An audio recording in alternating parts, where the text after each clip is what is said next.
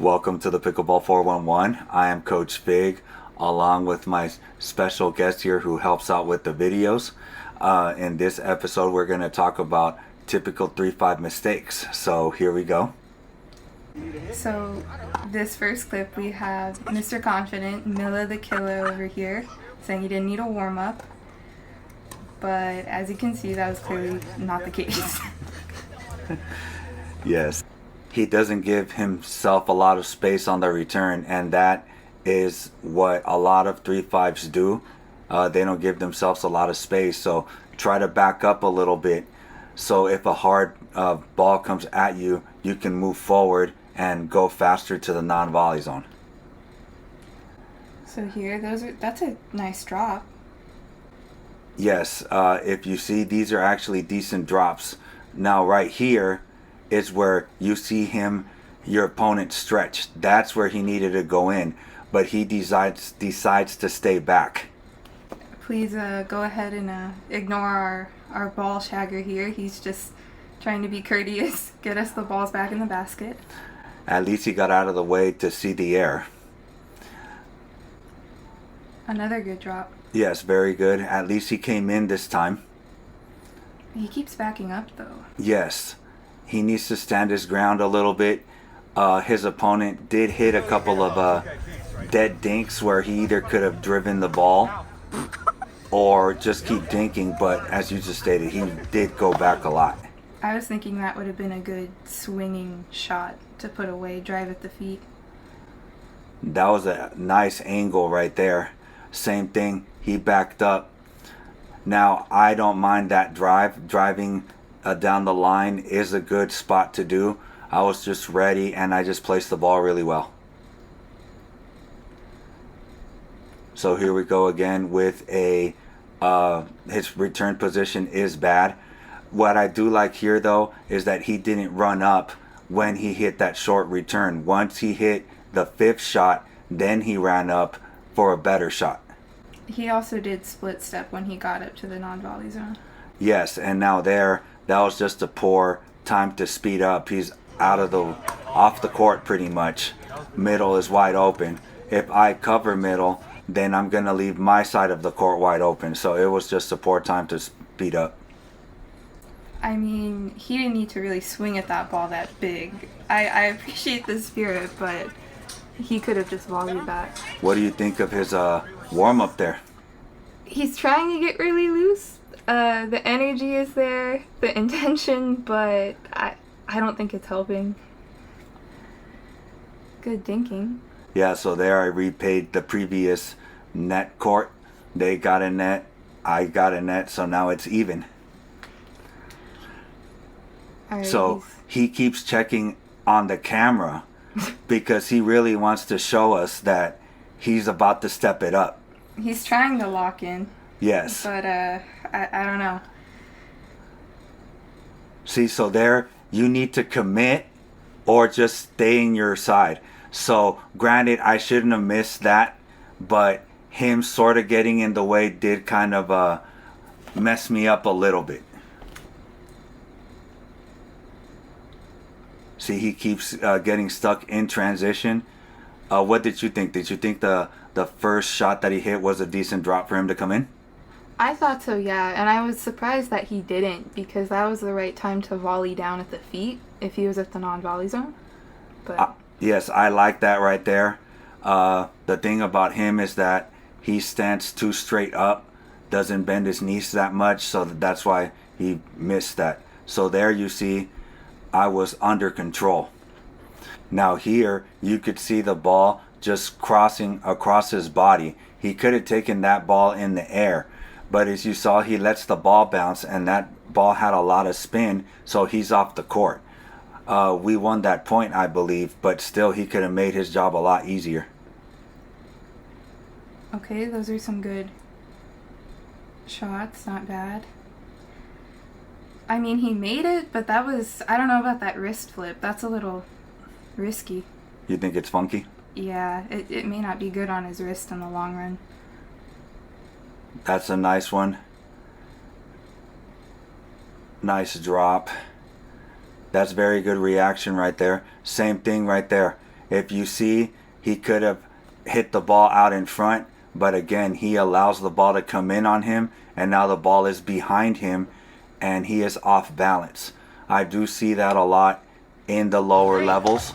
So if you want to go up a level, try to hit the ball out in front, take the ball in the air, don't let the ball bounce, and you don't have to take unnecessary footwork. There's another example, let it come in again. And also it's too close to his body to begin with, so his swing becomes more scoopy than actual, across. Right. Another one. Same scenario, he let the ball come in and the spacing is off. That's a good one. Under control. Now, he didn't put the ball away on the first shot, so there they went a little high on me and I couldn't get out of the way, so I popped it up a little bit. I think his extreme grip also doesn't really help him drive down at the feet that well. That's true, because yes. He's stuck in one grip. He can't put pop on it.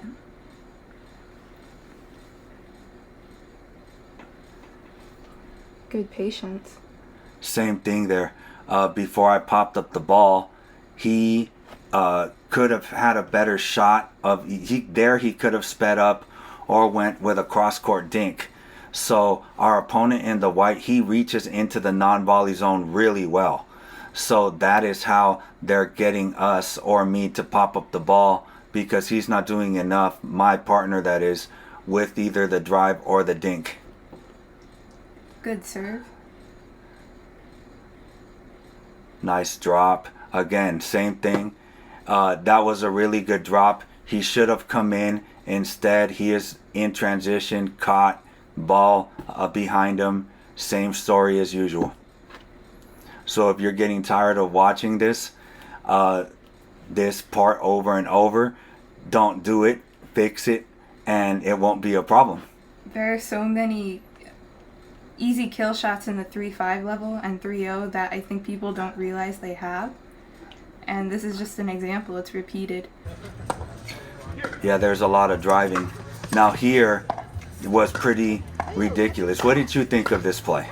I thought, honestly, it was his, because it's his forehand. He'll have an easier time shuffling back, getting set to hit a forehand. And I think he just communicated way too late to you. Now, if you saw, he stepped out of the court. So I guess he stepped out of the court. So he told me, all right, well, now you have all that space to get the ball. Yeah, it's just still when you're running back like that, it's a little easier to set up on the forehand than the backhand. Yeah, the communication was off for sure. Now that's another big wind up. Too late on the prep. Paddle was open instead of closed. So what I mean by that is the paddle was pointing up instead of down. Same thing there. Now we actually thought that hit our opponent, but apparently it did not from this video. What do you think? Yeah, maybe it grazed him by a millimeter, but I doubt it. I think he got out of the way fairly well.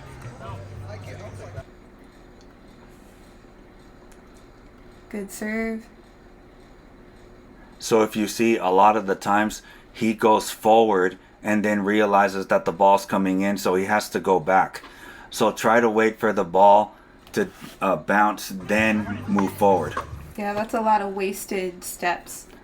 Especially as a server, you have to wait for the ball to bounce anyway. See there, he prepped really early, hit the ball out in front. So when he slammed that, it went down. Oh, that was a little too late. Nice reaction. I had the same one. That could have been very good. Yes, he was just too late to prep there. Now this was a beautiful drop, a beautiful shot. I hit the ball really deep return, and he was able to slam it at my feet. So that was a really good return on his part. Good job. That return was also very good. Low. They don't move their feet forward too well. They lunge at the ball. So if you have to pick up on what they don't do right and try to pick on it. So I started to notice that a little bit. So I started to pick on that a lot more. I feel like especially sometimes taller individuals have a hard time getting really low. So it's a good idea to slice them. Now here, that was a beautiful drop. Again, he is not a person, my partner that is, to move forward. So I noticed that once the drop was hit, I had to get there and in the point. Good hustle there. Now this is just good anticipation. Our opponent in the white, he loves to do those drops. So he noticed that and he just ran up. That's a good drop. And now he ran up. So you see our comeback is almost complete. And now he's starting to do the right thing. What did you think of that big swing again? He needs to find a drill or exercise that'll help him knock that off, because it's costing him a lot of points. Yes. Again, good. Now see there, I covered him by covering the middle of the court, and now he's able to drop. So that was a really good shot on his part. Great movement too, honestly. As far as the overheads are concerned, it's just the fact that he doesn't realize when to shorten the swing and when to prep. That's his problem. Yeah. He could keep the big swing if he just knew when to prep. Yeah, now I got away with murder there. The first reset was really good. The second one kind of jammed me, so I popped it up, but my opponent did not take advantage of it. That was a close one. Yes, that was I don't know if that was a wishful or actually out, but he had said earlier, we're coming back, so he's trying to do it. I don't mind that right there. That was a really good drop. I just didn't flick it enough. That he already committed to moving into that return. No adjustment steps from him to make sure the spacing was right, so he got stuck. Yes, same thing as the very first shot where he missed the return. He got stuck. Nice drop. So you see, he does have good tendencies. That's why he is a low 3-5.